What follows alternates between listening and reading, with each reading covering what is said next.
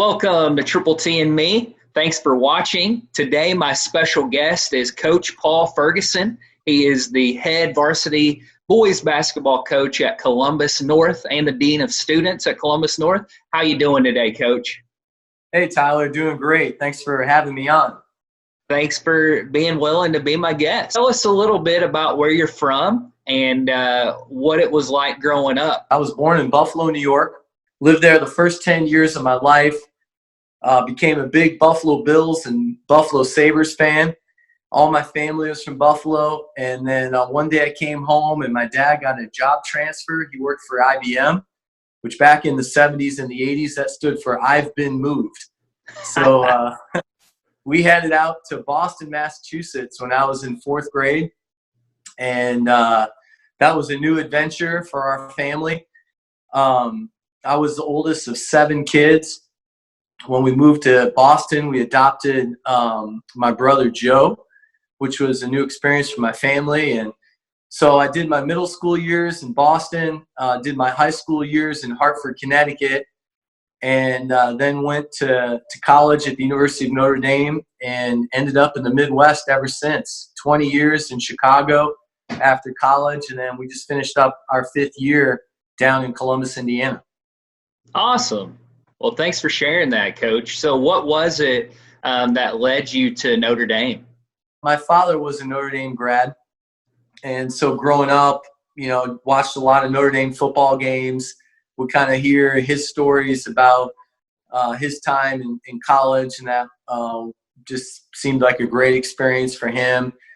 And just had a goal in high school of wanting to work hard and trying to get in. And so when I got in, it was my first choice, and headed out. That was my first experience coming to Indiana. And, it's funny, you go to college in a certain place, got some connections in a certain place, and, really came out to college and fell more in love with basketball. 1, being at Notre Dame, and then 2, just being in the state of Indiana. It's hard not to fall in love with basketball when you're in Indiana, right? Oh, that's for sure. The Hoosier State. So how was your time as a student at Notre Dame? You got a lot of memories that's stuck with you since then? I have. I had a great experience at Notre Dame. I started college thinking that I probably wanted to go into business.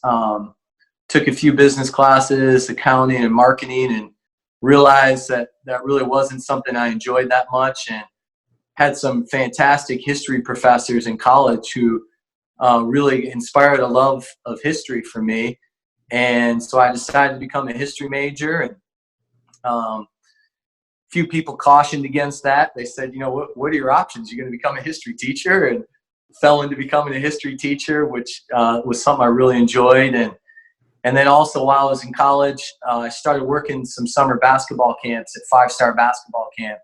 And it was really that in combination with getting a chance to work as a student assistant for the Notre Dame men's basketball team that kind of led me on this coaching, teaching journey that I've been on ever since college. So did you grow up playing basketball? Yeah, it's interesting. Actually, as a kid, growing up in Buffalo, New York, I loved hockey. Hockey was my first love. A little known fact about me is that my grandmother was actually an Olympic figure skater in the 1932 and 1936 Olympics. And we had a big skating tradition in our family. And I played very little basketball up until 8th grade. But through a series of events in 8th grade and in high school, I actually switched over to basketball and got involved in basketball in high school and really enjoyed it, and then continued to kind of grow that passion in college. I had an opportunity to be the student assistant for the Notre Dame team, and that was kind of a great coaching intern for me, and really started me down this coaching path. Wow, that's awesome. I love that little known fact too. It's great what you learn when you pause to really listen to someone's story. So thanks for sharing yours. That's really neat. So then God led you to Columbus North in 2015. Yeah, we were in Chicago for 20 years. We lived in the town of Wheaton. I had worked at two different high schools, Brother Rice High School and Wheaton Academy. Had also been an assistant coach at Wheaton College for a while. But at that time was looking for a new coaching challenge, and just kind of through the connection of a friend, the athletic director at Columbus North, Jeff Hester, and I got in touch, and he asked me to come down and interview. And it was kind of an interesting story because 2 weeks earlier we had been at our small group in church, and we were having just kind of a fun, like, get to know a little bit more about you with the small group members in our church. And one of the questions that each couple had to answer separately was, if you could live anywhere in the United States, where would it be and why? And I wrote down Wheaton, Illinois, because I loved living in Wheaton in Chicago, and really didn't really plan on going anywhere else. And my wife wrote down Indianapolis. And so then when that came to light as part of the game we were playing, I said, "You'd want to live in Indy?" And she said, "Well, I mean, I don't really want to leave Wheaton, but I knew you were going to put down Wheaton, and if we had to move anywhere, I'd move to Indianapolis." She had actually been born in Indianapolis and had lived in Indy for the first probably 10 years of her life.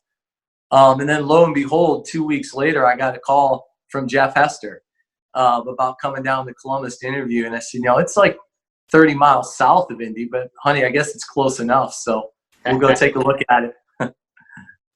It's like God gave you that, almost that foresight, like, okay, you guys talked a little bit about it before, not even knowing that's where God was leading you. That's pretty neat. So where'd you meet your wife, and when did you meet her? Yeah, it's a great question. We actually met back in Wheaton. And after she left Indianapolis, she moved to Wheaton with her family. And, she had also lived in Wheaton a really long time. So she went to Wheaton College. We actually met. I was taking a grad school class at Wheaton College. And, honestly, she never really planned on leaving Wheaton either. We lived a mile away from her parents. And it was a big jump for us to come down here, but we just felt like it was a great challenge for us and for our family. Those are always really hard decisions, but as best we could tell, we felt like it was a direction that God was leading us, and just saw some great opportunities here in Columbus to be a part of the neat community, to coach in a gym that seats 7,000 people, and just to have, a new kind of influence and impact in the community. For sure. So, Coach, someone doesn't have to know you long to learn that faith is a big part of your life. So will you share a little bit of your faith journey? Yeah, absolutely. I was fortunate, Tyler. I grew up in a great family. Both my parents were strong, God-fearing people. And as I mentioned earlier, I was the oldest of 7 brothers and sisters. So, I mean, it really starts that I was fortunate to have great parents. I really was. And when we moved to Connecticut, after our time in Boston, in 8th grade, we moved to Connecticut, and my parents made the decision to put me into a Christian high school. And that was a new experience for me. And I think it was just really kind of laid a good foundation for my faith. Had some great teachers and coaches who were just really strong role models to me, especially some high school basketball coaches. And so in college, I think I would really call college that time where I had a good foundation, but I got more serious about my faith in college. And I think when I went to college and all of a sudden my family foundation had changed, it didn't, no one was telling me to get up on Sunday and go to church. And, all of a sudden you can really choose any type of friends you want. And, I think it was during that experience that I really realized how much my faith actually meant to me. And So about halfway through my time in college, I was just feeling like a lack of Christian fellowship in my life. And I went and started working at a camp in the Adirondacks in the summer, which is upstate New York. And it was a Christian boys camp called Deerfoot Lodge.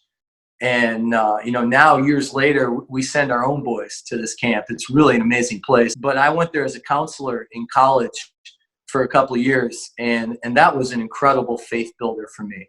I think just being around a lot of just strong, godly men who love Jesus, were serious about their faith, were passionate about reading the scriptures. And you're in that kind of environment out in the wilderness, outdoor experience. It grew me as a man of God. And it also just gave me a vision for, working at that camp and working with kids. I really realized kind of my passion for history, a growing passion for basketball, and also a desire, and started to realize I had some gifts in working with kids and youth and ability to connect with them well, and kind of brought all those passions together for me. And it was after that time working at those camps, I realized I wanted to go into teaching and coaching and education, and really saw, teaching and coaching as a ministry platform. I love that. That's incredible.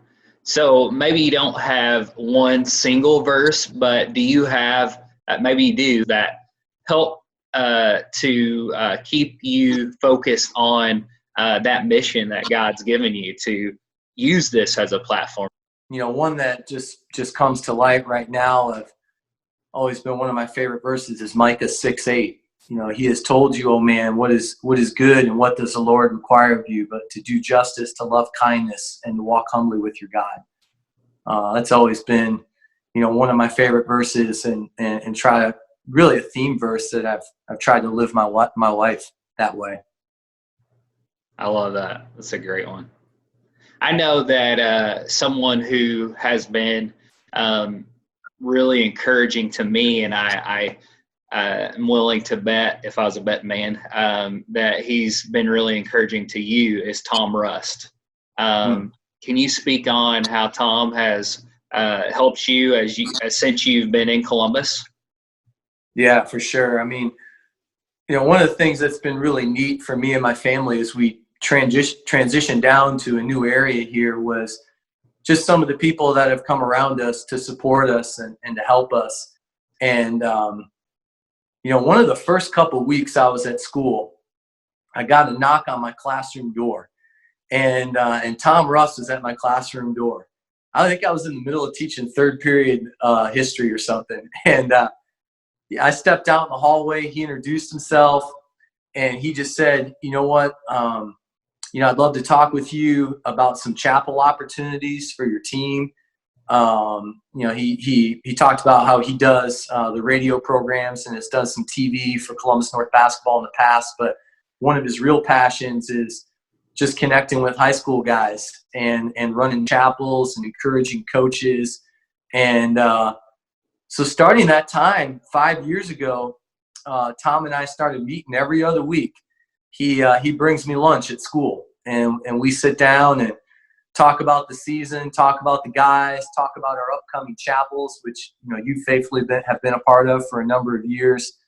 And he kind of, through the things we talk about, I think he kind of catches a vision of what's going on in the team and how he can relate with the guys, what kind of chapel figures would really be applicable to what's going on. And so, man, Tom's just one of those faithful guys who just walks with you, prays for you, loves to meet with you, whether you're winning or losing. And it's nice to have some friends like that in a big basketball town. Absolutely. So, Coach, you have 6 kids. You have 5 sons, and then the youngest is a little girl. What is, I'm sure there's a lot, but what is your favorite thing about being a dad? Oh, man, that's a great question. Just as I answer that question, I think, my wife and I just see children as a blessing from the Lord.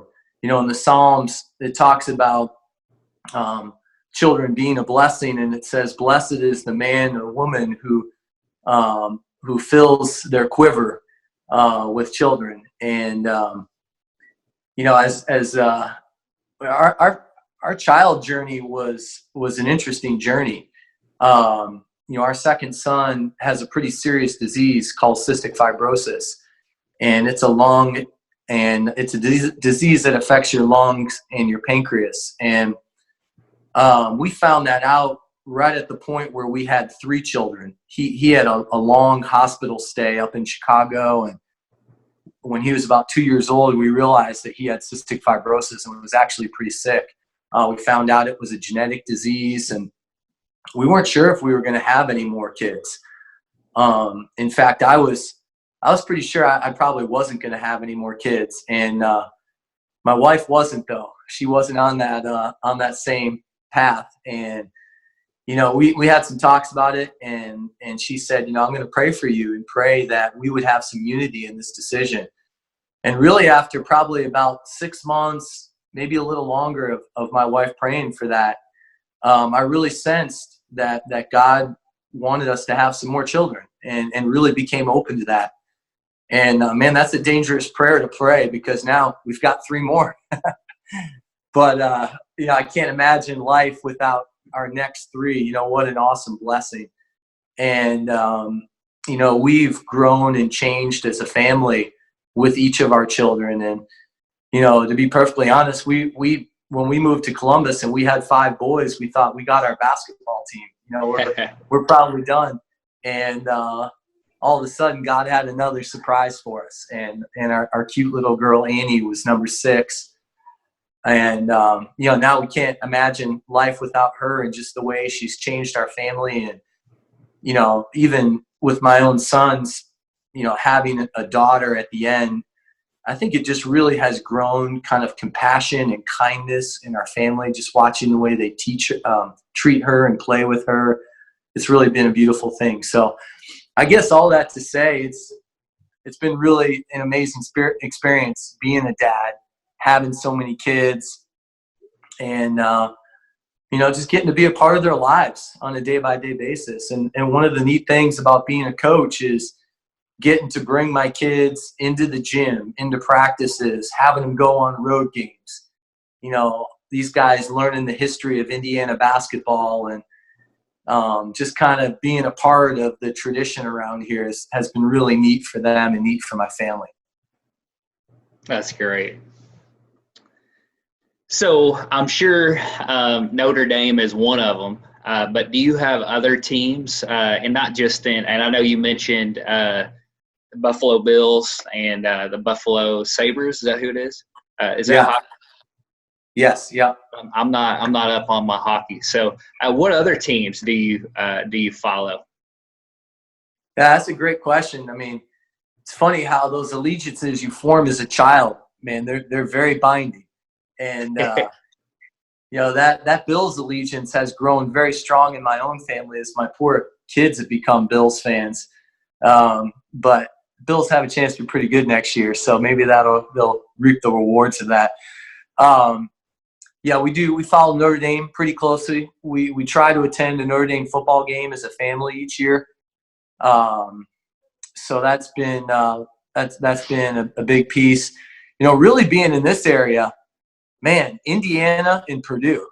You know, it's been fun to watch how this community roots hard for the Hoosiers and the Boilermakers. So, you know, we hold to our Notre Dame allegiance, but we also watch a lot of Indiana and Purdue basketball. So interesting how that kind of comes together. Well, I guess there's one other team. We also root for the Iowa Hawkeyes. We watch them really closely, and the connection there, it's an interesting connection. So when I was at Notre Dame, the assistant coach for the Notre Dame men's basketball team, who was a really big part of my journey, was a mentor for me, was Fran McCaffrey. And he was Digger Phelps' longtime assistant at Notre Dame, and then also assisted John McLeod. Fran moved on in his coaching career, and now he's the head coach at the University of Iowa. So we root for Iowa, and we watch them closely, and Fran's still a good friend of mine. At the same time, Michelle's brother is an orthopedic surgeon, and about 8 or 9 years ago, he became the team doctor for Iowa men's basketball. So we've got this kind of family connection with Michelle's brother, who's also really close with Fran, and then myself, having coached with Fran and still consider him a great mentor to me. So, I think we watched the Hawkeyes closely. So last year, for instance, when the Hawkeyes came to Indiana and played the Hoosiers, we went down to that game. We were able to get some really good seats. And so we've become Indiana basketball fans, I would just say. We like to watch the Hoosiers.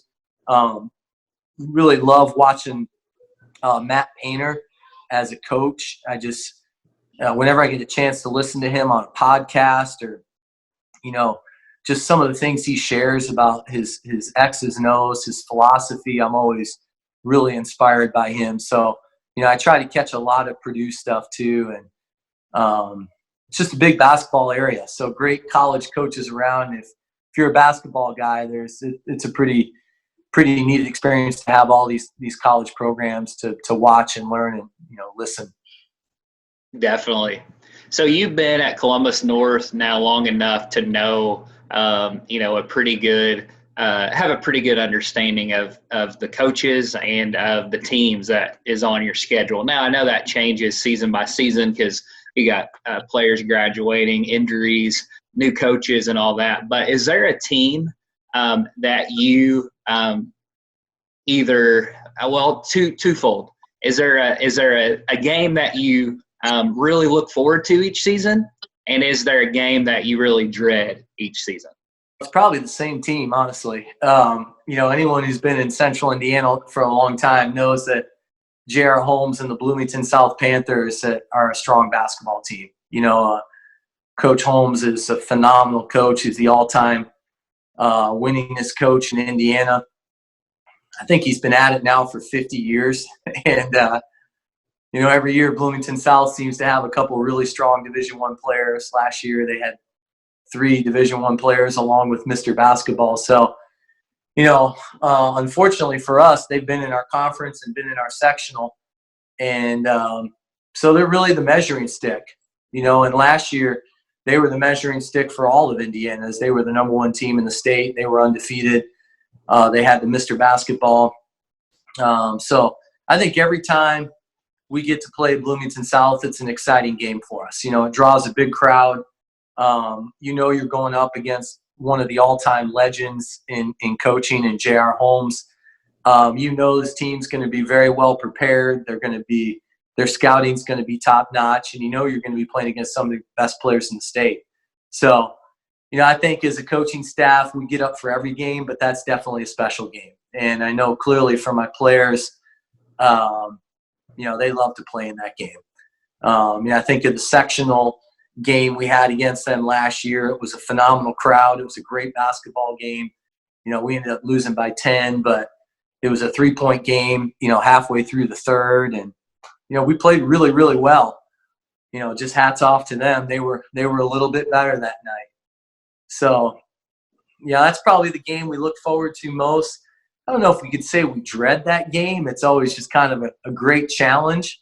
But, they're clearly the measuring stick around here. If you want to win a conference or you want to win a sectional, generally you got to go through Bloomington South. Yes, Coach, I would agree. You guys played hard that game. I was there, and I was pulling for you. But they didn't get it easy. Your guys made it hard for them, and it was a great game.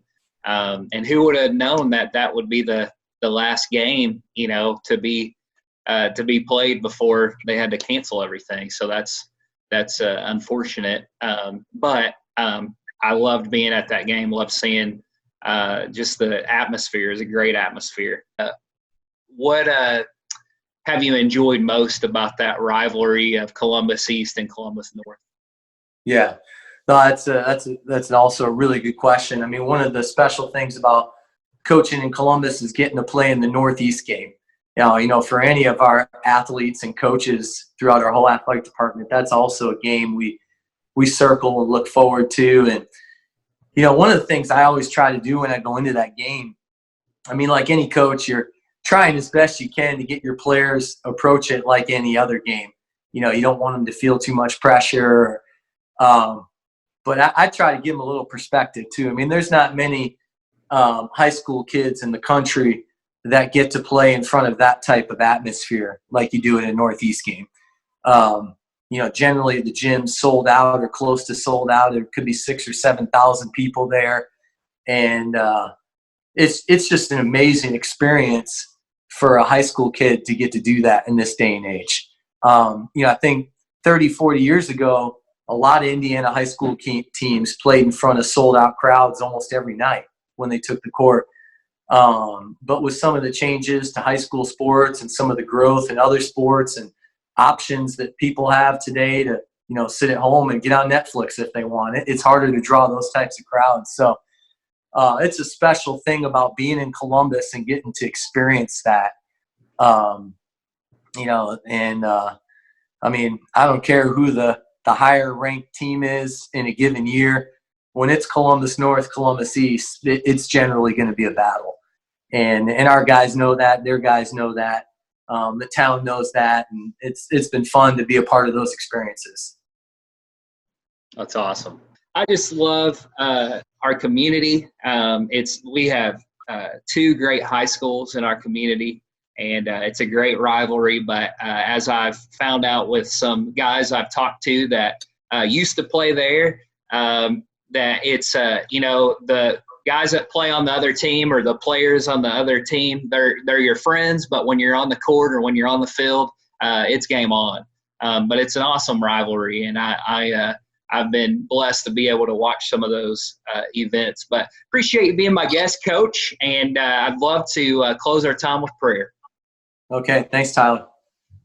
Lord, I thank you so much for Coach, and Lord, I just pray for him and his wife and his family. Lord, I thank you for his faith and how he lives that out, and he sees that coaching and teaching is a platform to give you glory and to further your kingdom.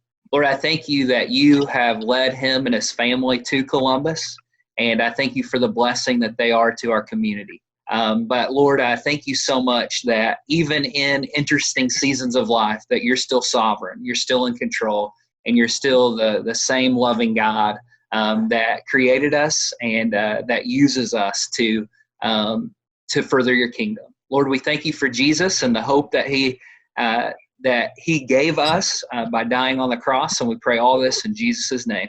Amen. Amen. Thanks, Coach. I appreciate it. Okay, thank you, Tyler.